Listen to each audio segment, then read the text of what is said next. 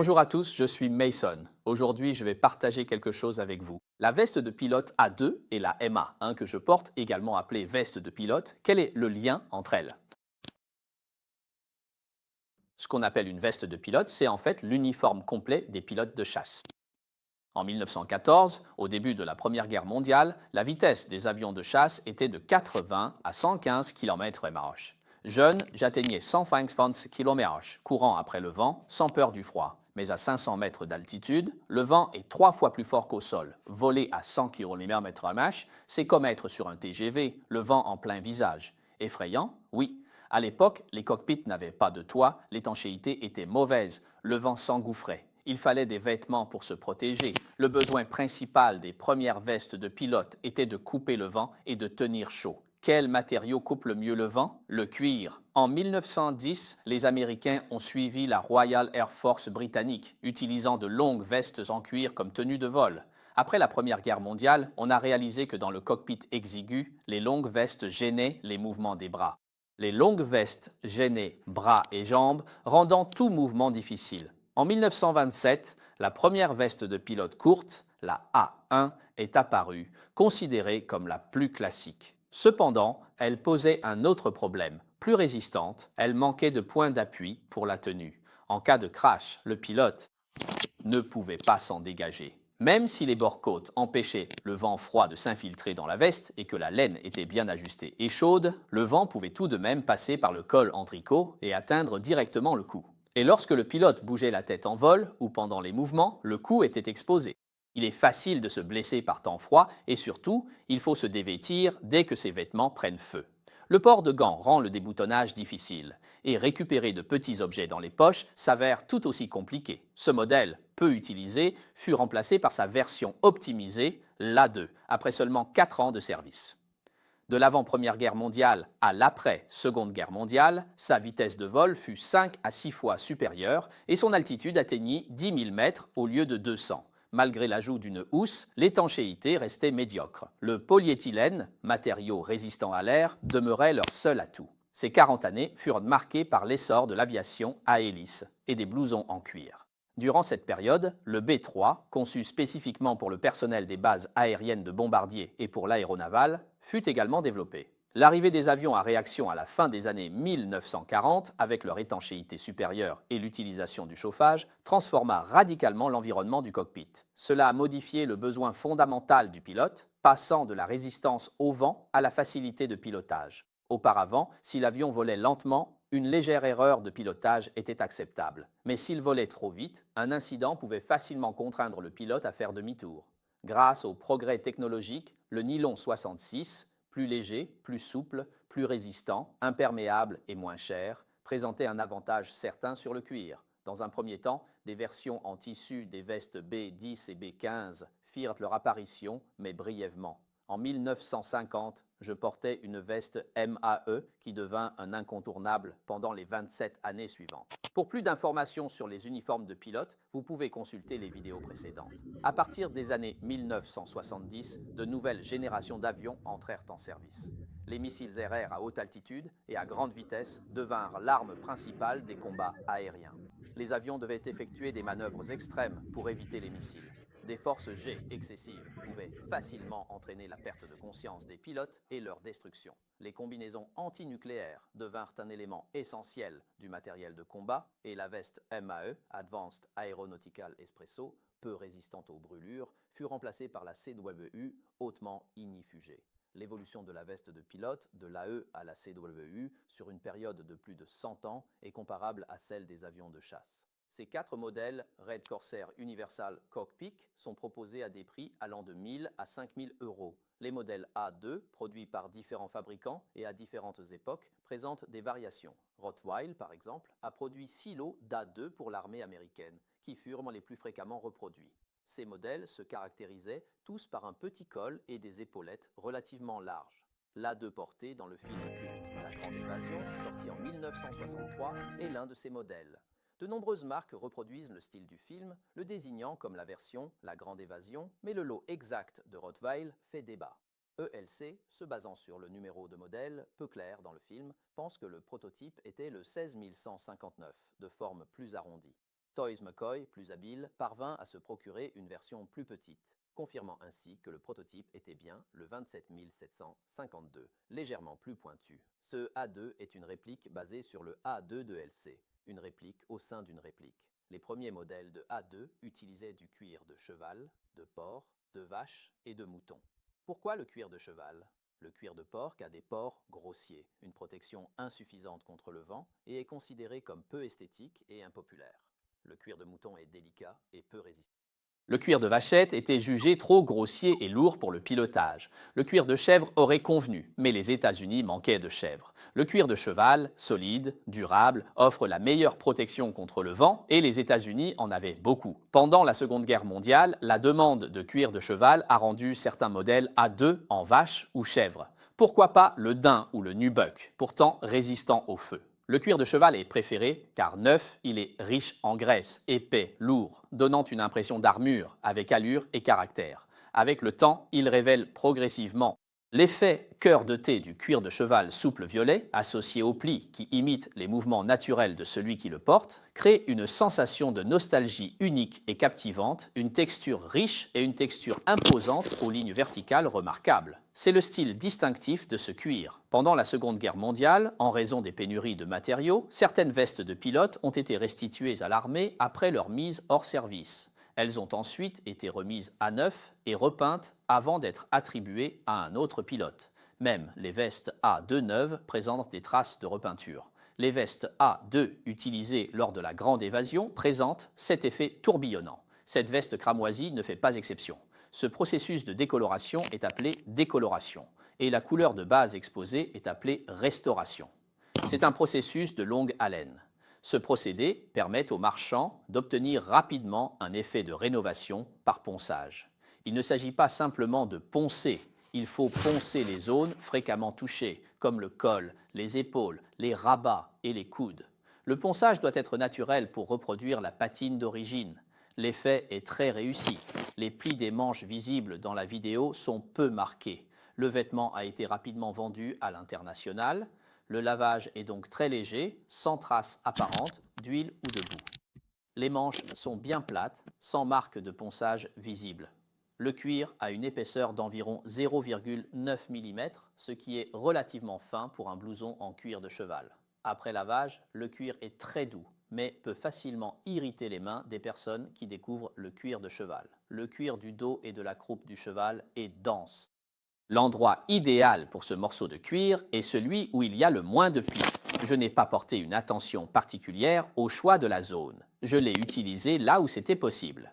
Le côté droit, le dos du cheval, présente moins de plis. Le côté gauche, près du ventre, en compte davantage. Je n'ai pas remarqué de rayures sur la poitrine. La partie utilisée se situe au bas du col et sur la couture, avant. Beaucoup de gens sont très attentifs à la poitrine et cette zone est généralement à éviter. Mais le ventre d'un cheval ou d'une vache est si important, occupant environ un tiers de la surface totale, qu'il est impossible de ne pas l'utiliser.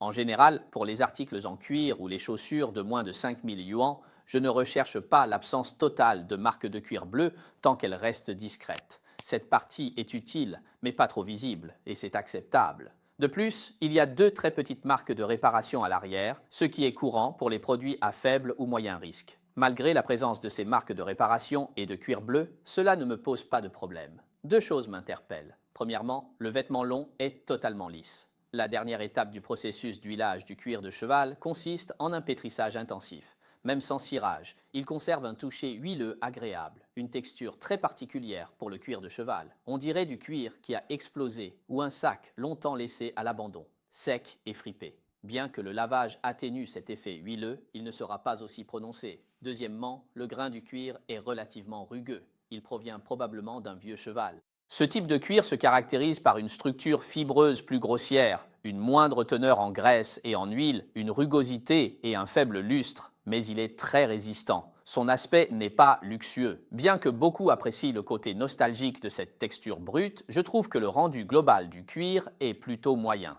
La doublure en coton beige est très robuste. Côté style, le revers A2 remplace le col côtelé A1. Le vent peut traverser le col côtelé, contrairement au col en cuir texturé.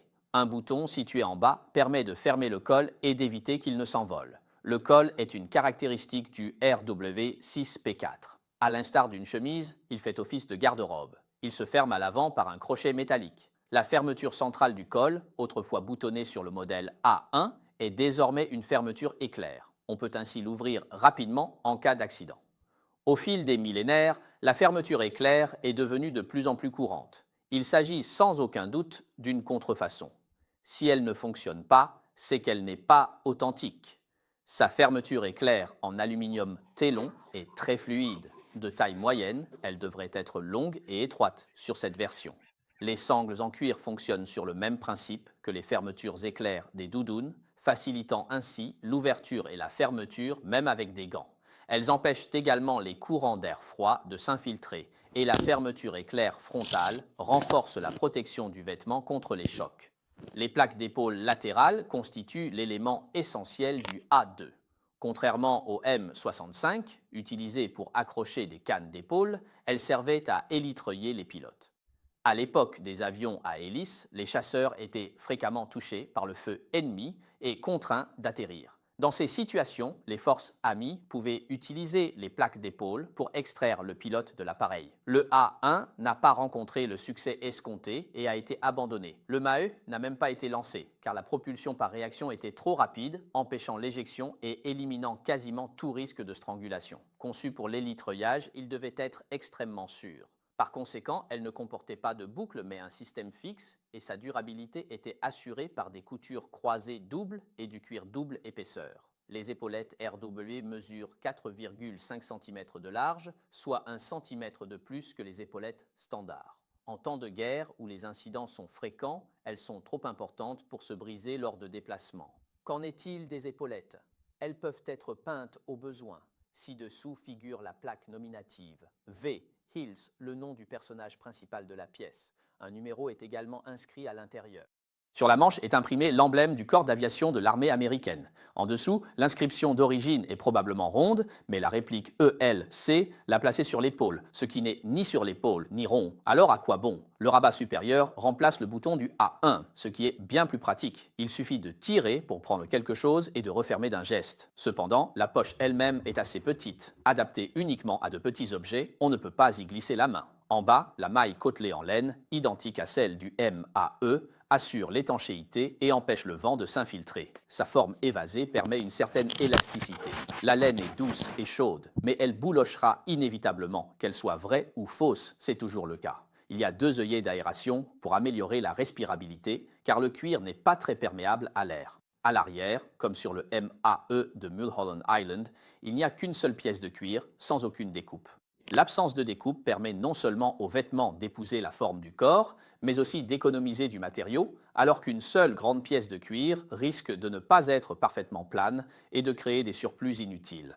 C'est moche. Que ce soit aux commandes d'un avion ou d'une moto, il faut suffisamment d'espace au niveau de la poitrine pour pouvoir étendre les bras devant soi pendant longtemps et éviter la fatigue.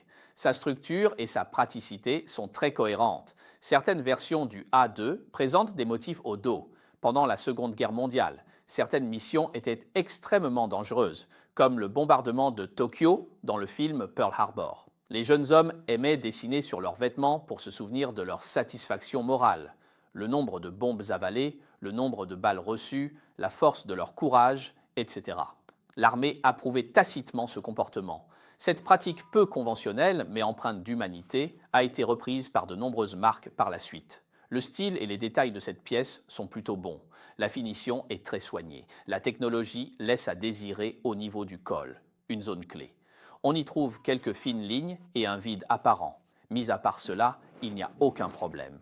Comparé à d'autres versions, le 16159 possède une barrette plus longue et une barrette trapézoïdale inversée plus courte. Elle comprime fortement tous les détails au niveau de la poitrine, ce qui est particulièrement élégant et donne une impression de dynamisme.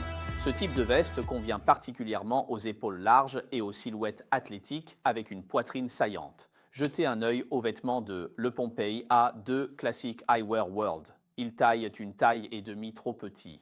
Ils sont très serrés. La longueur est très courte et arrive bien au-dessus des fesses. On a l'impression d'être enfantin, mais j'aime beaucoup plus le cuir délavé. Il n'a pas besoin d'être dompté et convient aux personnes actives. Même si la broderie épouse la forme des bras, on n'a pas besoin de forcer pour les enfiler. L'effet délavé est plutôt réussi. Il a l'air beaucoup plus naturel porté, mais le pli n'est plus aussi marqué. La position du pli varie selon la longueur des bras. Il y a d'autres inconvénients liés à la coupe. Comme la taille ne convient pas, je ne peux pas les identifier. N'hésitez pas à ajouter votre avis. Le prix de cette veste est de 1200 yuan. Les avantages sont son prix abordable et la qualité relativement bonne de la réplique. L'inconvénient est la qualité très moyenne du cuir et la finition médiocre du col. Si vous êtes novice en matière de maroquinerie, que les irritations ne vous dérangent pas et que vous ne le portez pas fréquemment, ces caractéristiques vous conviendront parfaitement. Le modèle A2 est recommandé. Il s'agit d'une réplique du modèle RW. La version 28557 présente un style et une forme différents. Le bas du col est toujours fixé, mais il n'y a pas de pied de colle. Avec un pied de colle, le col se redresse et donne une allure plus dynamique. Sans pied de colle, le col paraît plus volumineux et plus élégant. Pour les personnes au cou fin, le pied de colle affine la silhouette. Pour celles au cou plus fort, l'absence de pied de colle est plus confortable et donne une impression de finesse. L'attache du col a été déplacée du pied de colle vers la fermeture. La barre de maintien du col ne se déforme ni ne se tord. À côté du crochet, une petite clochette très amusante. Petit, j'avais vu trop de films d'horreur et j'avais peur de ce son. Maintenant, je trouve ça très drôle. Ding. Le tintement apporte toujours de bonnes ondes. En dessous, la fermeture éclair taille longue est identique à la Shidou, avec un curseur de taille moyenne. Il est un peu plus difficile à enfiler que l'original, mais n'importe quel produit local le surpasse facilement en termes de douceur. Son épaisseur n'est que de 3,3 cm, soit 1 cm de moins que l'original.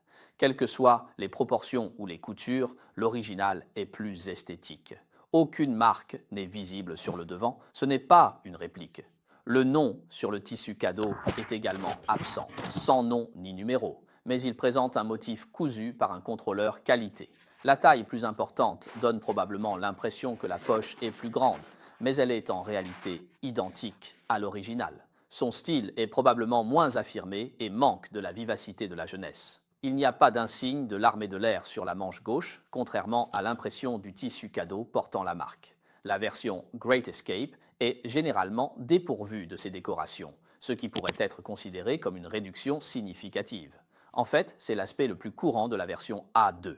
La texture brute du bas est assez lâche, avec un poil prononcé et visible, mais la coupe au niveau de la poitrine et du cou est parfaite. Concernant le cuir, je pense qu'une épaisseur de 1,2 à 1,5 mm est idéale pour le cuir de cheval, car 2 mm représente le double de l'épaisseur de la version précédente. Il n'a pas encore été lavé, il est donc épais et robuste, mais souple. Le grain du cuir de cheval est fin, avec des rides semblables à des craquelures. Le dos présente une large zone de texture ondulée et prononcée. Je n'ai jamais vu de cuir de cheval avec cet aspect. Il ressemble à du cuir de vache. Amis maroquiniers, pourriez-vous me donner votre avis?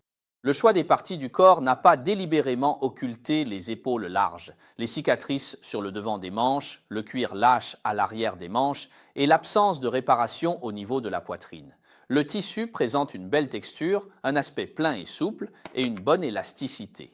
La confection du vêtement précédent était de bonne qualité. Les coutures étaient solides et les défauts de type micro-trou n'apparaissent pas ici. Le seul bémol est la ligne de couture un peu trop grossière. Concernant la coupe, bien qu'il s'agisse également d'un modèle court, il est 5 cm plus long que le précédent. Malgré sa forme trapèze inversée, les coutures ne sont pas très apparentes. Les manches sont également assez larges. Quant à la taille, elle me va toujours bien. C'est une longueur courte standard et la longueur des manches est idéale pour être portée avec une veste en cuir. Certaines personnes préfèrent une coupe ajustée, d'autres une coupe plus ample. Il est déconseillé de trop serrer le cuir épais au niveau de la poitrine, car cela restreint les mouvements. Le volume au niveau de la poitrine est parfait, les manches sont larges et le confort est très bon. La coupe plus ajustée du vêtement précédent, combinée à l'élargissement amélioré après lavage, vous donne une allure imposante lorsque vous le portez. Solennel. Le côté solennel de cette pièce, c'est qu'elle est très équilibrée. Je ne la trouve pas particulièrement énergique. J'aime les pièces plus sauvages. Après le traitement du cuir, les mouvements du corps sont légèrement restreints. On ne sent pas vraiment la liberté avec une seule main. Et quand on avance les deux mains, on est vite bloqué ici. Donc, si tu conduis une voiture de sport, cette veste ne conviendra pas. Mais si c'est une moto de ville, alors pas de problème. Le cuir devient plus agressif avec le temps, la mobilité s'améliore un peu. Je trouve la coupe correcte, mais pas exceptionnelle. Son prix est de 1980 yuan. Dans la série de design, elle ne se démarque pas par rapport à la précédente. La coupe suit deux directions différentes. Celle-ci est dite ample, plus adaptée à un usage quotidien. La plus grande différence entre les deux réside dans le cuir. Même si je ne peux pas confirmer s'il s'agit de cuir de cheval, sa texture est, comme pour la précédente, indéniable. À ce prix, c'est vraiment difficile de trouver mieux. Donc je recommande toujours l'achat d'un A2 lourd que l'on peut porter pendant de nombreuses années. Ceci est une version rééditée du modèle RW20 3380. Puisqu'il s'agit d'un lot de RW7, son style et sa coupe sont assez similaires à ceux de la première pièce, avec toujours un col assis et une silhouette trapézoïdale très courte. Il y a cependant 7 différences visuelles. Premièrement, la forme du col. Sur la version Chidu, l'avant du col est plus profond, le col est plus fin, ce qui le rend plus élancé, idéal pour les jeunes au visage fin.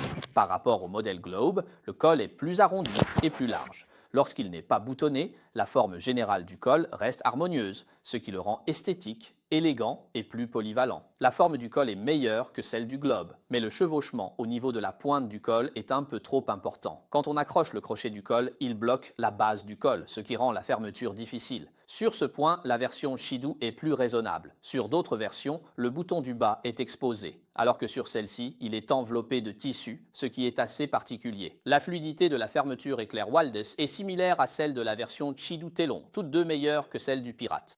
L'épaulette standard de 3,3 cm est plus étroite d'1 cm que celle de la version Chidu. L'apparence est classique et sobre, moins imposante que celle de la version Chidu. L'étiquette de marque et l'écusson sur la manche sont identiques à ceux du modèle Pirate. Ce n'est pas la version Grande Évasion, donc il n'y a ni étiquette, ni écusson, ni nom imprimé à l'intérieur. Cependant, les tampons Air Force et QC sont saisis. La présence ou non de ces deux éléments dépend des goûts. Certains préfèrent quand ils y sont pour le caractère, d'autres non.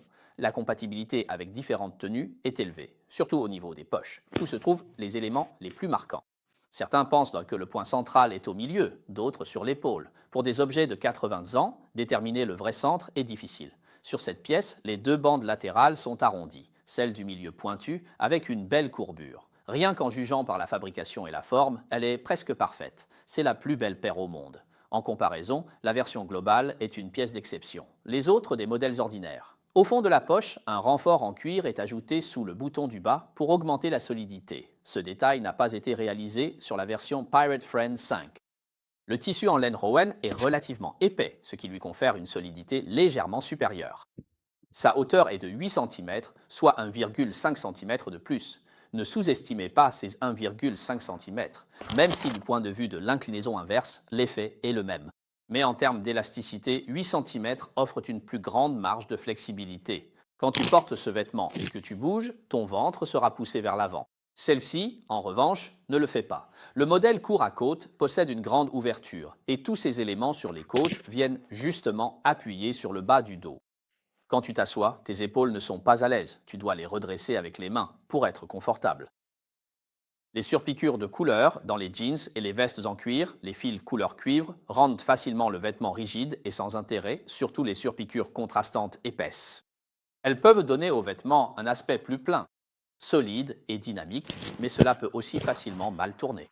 Si ce n'est pas bien fait, cela saute aux yeux, surtout sur une veste en cuir où il n'y a aucune place pour l'erreur. Dans ce cas, la réalité de cette pièce joue un rôle d'embellissement et de renforcement. Les coutures qui traversent tout le vêtement font que les surpiqûres couleur cuivre ne sont plus des éléments isolés. Ceci embellit les lignes verticales, rend les nervures et les bords bien visibles et met en valeur les jolies poches. C'est un renforcement. Le modèle Pirate utilise aussi des couleurs contrastées, mais sur un vêtement marron foncé, cela ne se remarque pas. Ici, c'est un marron noir. L'humidité est celle d'un fil couleur cuivre, une reproduction fidèle. On utilise la couleur d'origine, rien à redire, c'est du cuir verni.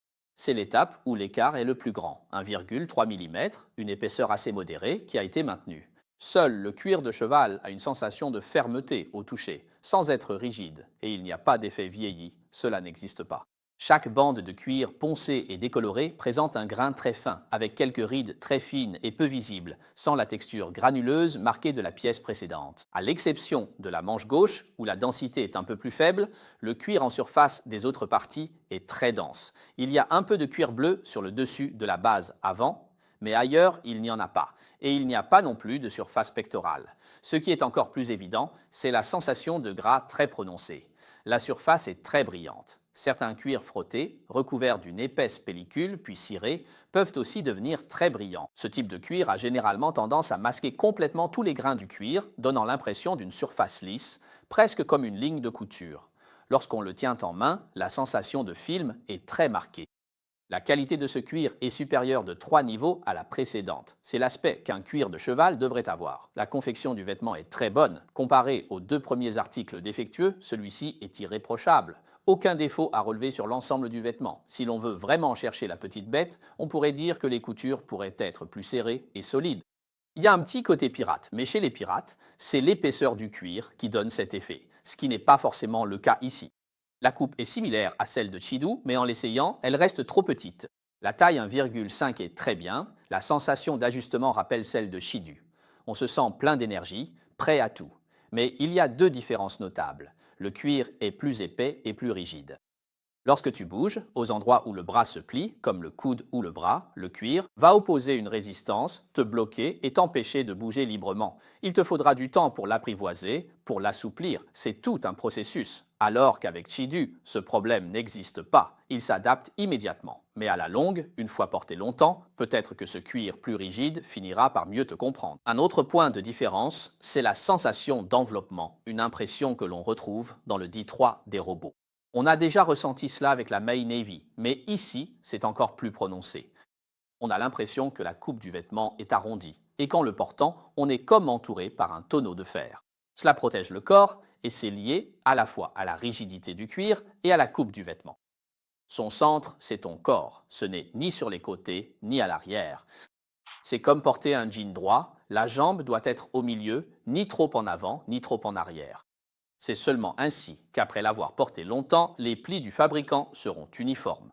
Il ne doit pas y avoir de concentration à l'avant ni à l'arrière, le cuir de cheval doit donner cette impression. De même, l'équitation n'est pas correcte et il y a encore plus de défauts de coupe, n'hésitez pas à les signaler. Merci à tous pour vos compléments. Le prix est de 3 880 yuan et parmi les 4 vêtements, c'est celui qui reflète le mieux, tant en apparence qu'en ressenti au porté. L'essence du cuir de cheval réside dans ses détails et sa finition, en particulier la qualité du cuir, qui est excellente. Le défaut, je n'en ai pas trouvé, peut-être car il est trop petit et je ne parviens pas à en percevoir les défauts. Parmi les marques chinoises, c'est l'un des modèles les plus compétitifs à moins de 5000 yuan.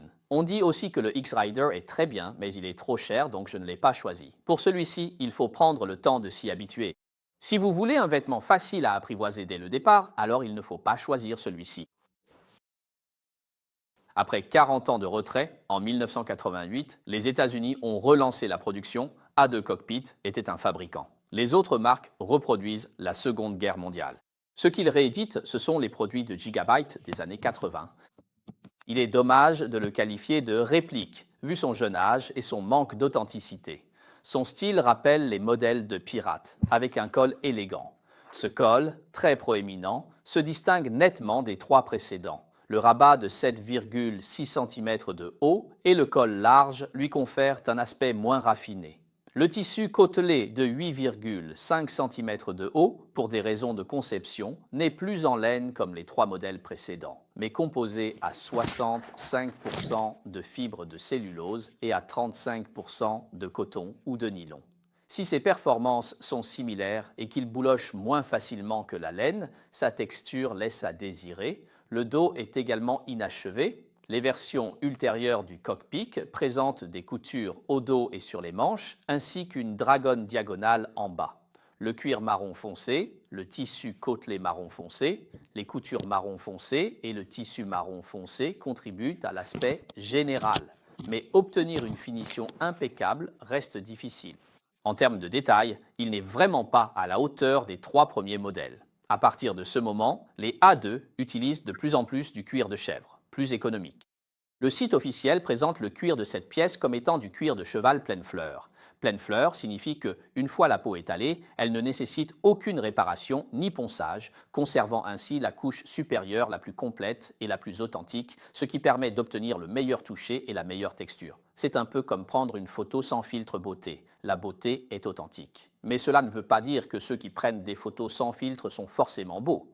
Tout dépend de la beauté intrinsèque. On peut juste dire qu'il faut oser le faire. En général, le cuir pleine fleur est toujours de bonne qualité et sa surface est effectivement très délicate, aussi douce que du cuir d'agneau. Il n'y a pas de cicatrices, très peu de rides, pas de cuir paresseux, ni de surface relâchée, rien de tout cela. Ce n'est pas du tout l'aspect que devrait avoir un produit de réplique. Les répliques ne sont jamais aussi raffinées. Avec une épaisseur de 1,3 mm, tout comme le modèle Binaille Global, il conserve une grande ténacité, mais le toucher est très doux, aussi doux qu'un cuir d'agneau épais. Il s'agit probablement d'un produit huilé, mais la sensation d'huile est plutôt ordinaire, inférieure à celle du pirate en termes de qualité. Dans le cercle des connaisseurs, une telle épaisseur, ténacité et douceur offrent le plus haut niveau de confort tout en restant solide et durable. Pourquoi l'appelle-t-on version commerciale ? La version commerciale peut vraiment sauver la mise en termes de confort. Si l'on met de côté la rigidité et la brillance du cuir de cheval, la qualité de ce cuir est tout à fait correcte. Dans l'ensemble, la fabrication est très bonne et les autres aspects sont également satisfaisants. Seul bémol, une piqûre d'insecte sur la semelle épaisse a provoqué un minuscule trou. Un défaut plus grave est la formation de plis due à une tolérance excessive, ce qui a provoqué de nombreuses rides sur le cuir. Cela nuit vraiment à l'esthétique. Un grain de sable peut gâcher toute la soupe. Après ce défaut, la A2 est devenue encore plus ample, surpassant même la Pirate en termes de largeur et même la grande évasion. La longueur de la veste est longue, la largeur aussi, surtout au niveau des manches. Pour les 3 premières marques, la largeur d'épaule en taille 40 est d'environ 46 cm, alors qu'ici, elle est de 53, soit 7 de plus. La différence de centimètres entraîne une coupe en forme de trapèze inversée, avec une partie supérieure très large. À titre de comparaison, les 3 premières vestes en taille 40 sont toutes en taille 36, soit 2 tailles de moins. J'ai pris une demi-taille de plus, ce qui donne une coupe très ample sur tout le corps, avec des manches très larges. L'extraordinaire largeur d'épaule crée un effet d'épaule tombante, ce qui génère un surplus de volume au niveau de la poitrine. Si la personne qui la porte n'est pas assez corpulente, le vêtement ne tient pas bien en place et donne l'impression que votre veste est trop grande. Ce n'est vraiment pas adapté aux personnes à la silhouette fine. Ce vêtement ne vous apportera aucune sensation de tenue, ni ne donnera l'impression que vous avez une carrure de pilote. Cependant, la douceur du cuir rend le port de la veste très confortable. Sa souplesse et sa coupe ample permettent également de porter plusieurs couches de vêtements en dessous. Donc, si vous ne cherchez pas à obtenir ce fameux style A2 en tant que simple veste en cuir longue, elle n'est vraiment pas flatteuse. Le prix en Chine est de 4800 yuan, tandis que le prix officiel est de 4667 yuan. La différence est minime. Ses avantages incluent la finesse du cuir d'agneau et sa douceur. La résistance du cuir de cheval est remarquable, rendant le port confortable, mais l'inconvénient est la coupe plutôt longue du modèle. Il n'incarne pas autant l'esprit Air que d'autres modèles de la marque, et il est aussi plus exigeant pour la silhouette. Il faut avoir des épaules larges et une carrure épaisse, ce qui convient aux grands gabarits américains. Si vous souhaitez acheter un blouson en cuir à porter au quotidien, sans rechercher un fort esprit de reproduction ou de nostalgie, confortable et permettant de porter un épais sous-vêtement, c'est un bon choix. Essayage et comparaison de la veste A2. Bien sûr, il y a de grandes différences, mais dans leur gamme de prix respective, elles sont toutes de bons choix. Pour une première expérience avec une reproduction de l'A2, choisissez Shidu à 1200 yuan, cuir de qualité commerciale, résistant à l'usure et très durable. Pour une version plus rigide de l'A2, optez pour Pirate à 1980 yuan, une version vintage de milieu de gamme. Les passionnés qui souhaitent mieux essayer et ressentir la texture du cuir de cheval. Choisissez Global à 3880 yuan si vous souhaitez combiner le confort du cuir d'agneau avec la robustesse du cuir de cheval pour une sensation de liberté exceptionnelle et une texture haut de gamme. Optez pour Kuangpin à 4800 yuan pour un niveau encore supérieur. Bien sûr, il existe de meilleures options à des prix plus élevés que ces marques. Déterminez votre budget et vos besoins, il n'est pas nécessaire de tout acheter au quotidien. Les aspects marketing dans le secteur médical ne sont pas négligeables. À l'époque, le coût d'une veste en cuir d'agneau de haute qualité était de 1500 à 2000 yuan. On n'aurait jamais imaginé qu'on puisse en acheter une pour environ 1000 yuan, alors qu'avant, on rêvait d'en vendre une à 10 000. C'est le signe du progrès du marché de la consommation. Voilà, c'est tout pour cette vidéo. Merci à tous Ces avis ne reflètent que mon opinion personnelle et ne constituent en aucun cas une recommandation d'achat ou de vente. Ce qui vous sera utile, c'est que le nouvel an approche. Je vous souhaite à tous une année 2023 pleine de réussite. Mieux vaut un lapin en main que 1000 soleils à l'horizon. On se retrouve dans la prochaine vidéo. Au revoir.